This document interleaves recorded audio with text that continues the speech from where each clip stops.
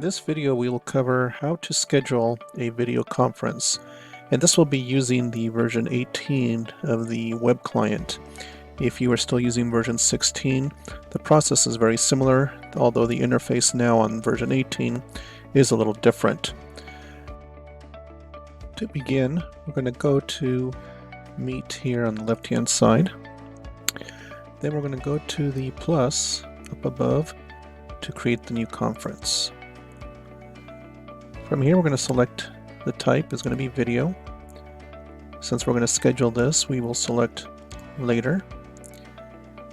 We will then select the date and time that we want to set the meeting and give the meeting a title here. Any notes that we want to provide to the participants.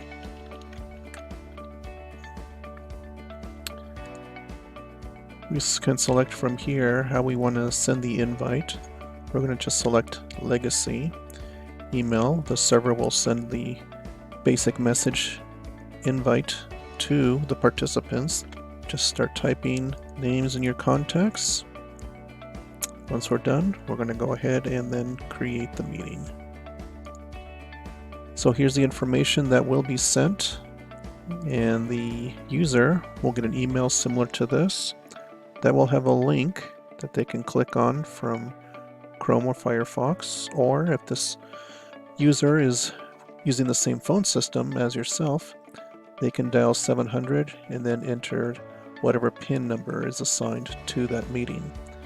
If they are on a smartphone, they could download the app for Android or the iOS and click on the link from there and participate from within their mobile phone as well.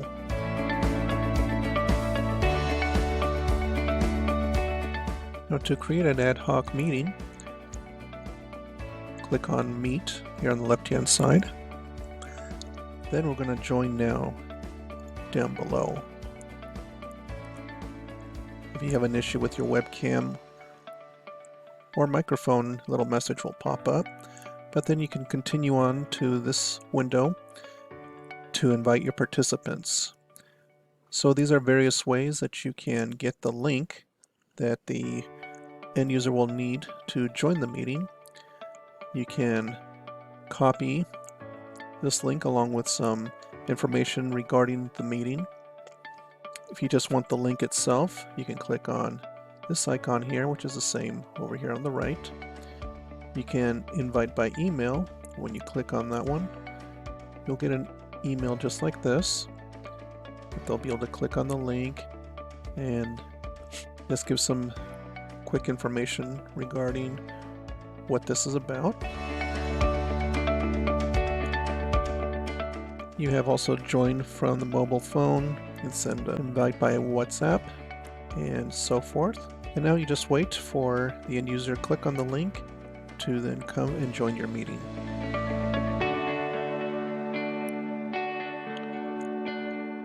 So now that we have established our conference, we will look at some of the tools available to manage it.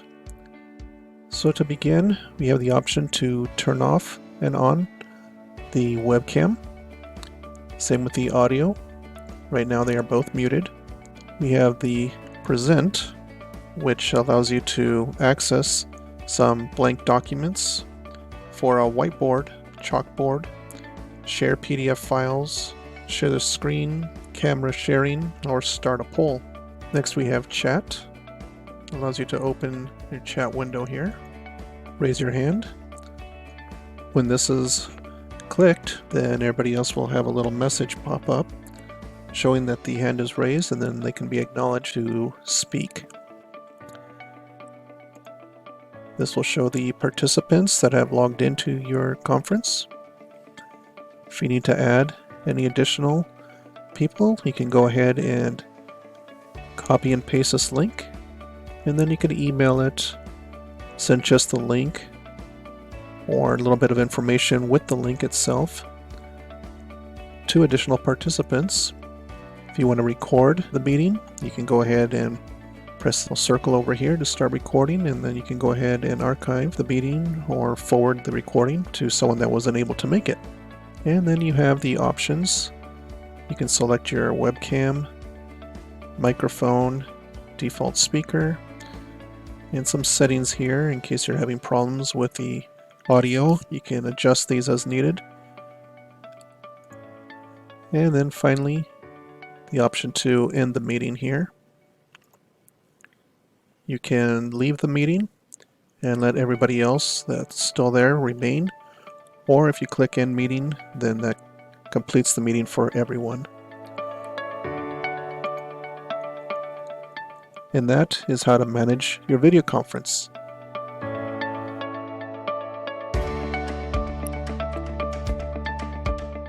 Now we will briefly cover some of the options we can use to moderate and control users. An organizer can perform actions and provide additional rights to participants depending on the role by clicking on a participant's name and selecting Spotlight, which enlarges the participant's window so they can present or speak, just like that. JH is the host, SK the other user. Now as a spotlight, you can go ahead and turn that off again. We also have the option to turn on this user's camera or off. Same with the audio. We can mute or unmute the audio. We have the option to make the user a co-host, which has full control of the web meeting and can use all the available features, as well as use a remote control function, control cameras, microphone, and chat access. The co-host can also accept, reject, or kick a user out of a meeting. We also have the option to make them a presenter who can share screens, reply to remote control requests, polls, and share files and PDF documents. And the default participant who can participate, reply to remote control requests and polls, chat, and open shared files. We also have the remote control function that we'll cover in a separate video, but this essentially lets you control or view one of the participants' desktops so you can provide them further assistance if needed. And then finally you have kick, which immediately allows you to remove the user from the meeting. But a kicked user can rejoin the meeting because kicking is not the same as banning a user. So those are the options that we have to moderate and control the users in our meeting. And now we'll continue with collaboration tools.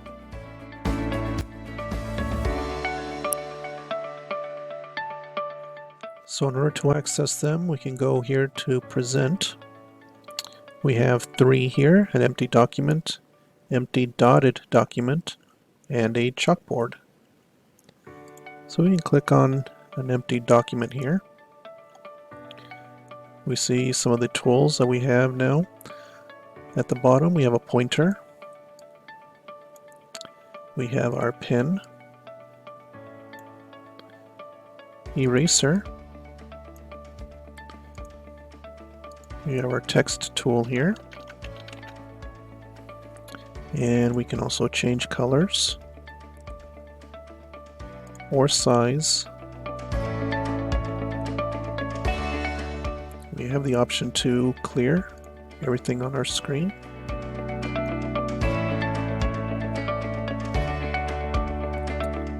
And we can make it fit the size of our screen as well.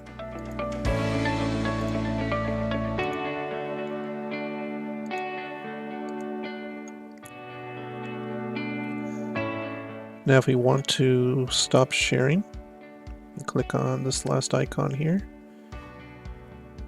And now the whiteboard is gone.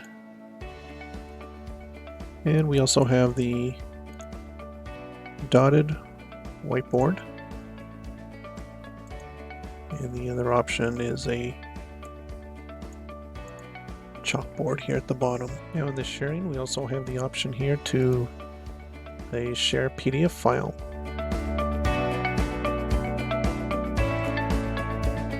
You can go down here, select a file,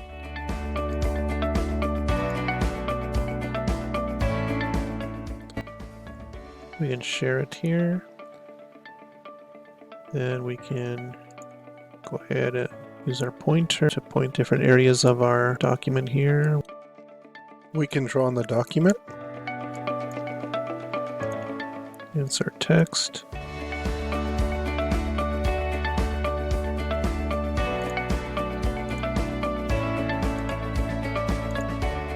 When we're done sharing the document, we can just click on Stop Sharing.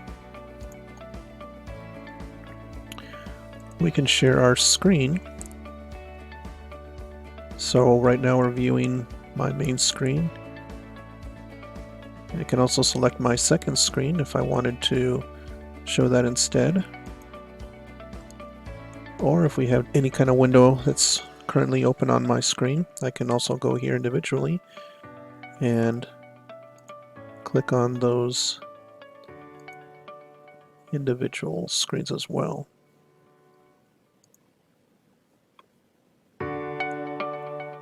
We're done with those documents. We can also remove them from our sharing list here. Do a camera share, and also we can start a new poll if we'd like to get everyone's ideas on how helpful the meeting was to them.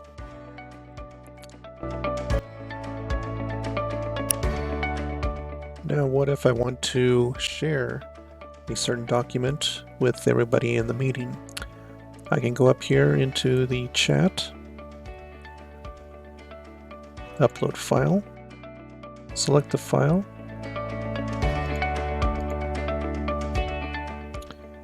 and now everyone on their screen will have the ability to click on the file here, open it, and then save it to their computer. So that's a great way to distribute documents to everyone in the meeting. Instead of trying to email it to everyone, you can just do it straight from here.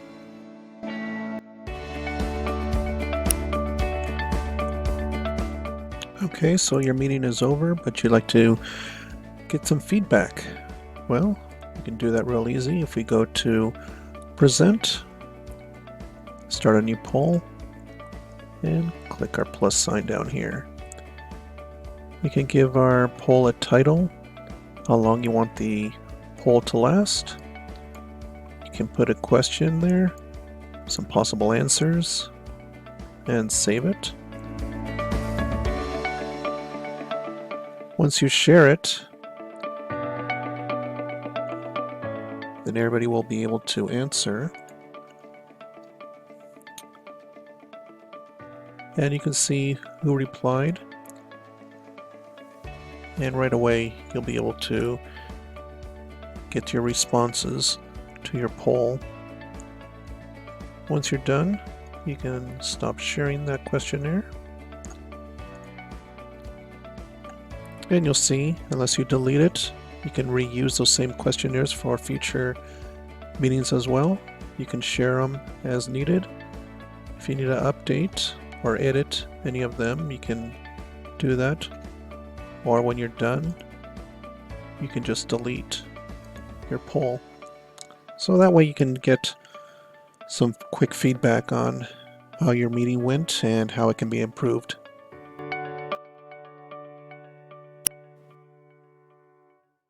So one of the last icons we have here is our options, where you can change your webcam or microphone and need to select a different one. You can change all those here.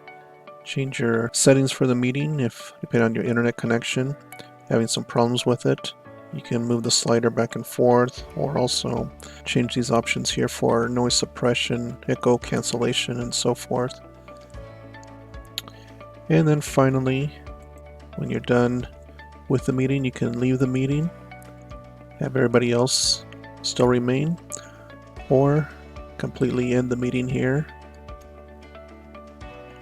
And that concludes the video web meeting. We hope that this video has helped you from setting up a video conference, being a presenter, and showed you the various tools at your disposal. If you need further assistance, please call our support number and we will be happy to help. Thank you for your business and have a great day.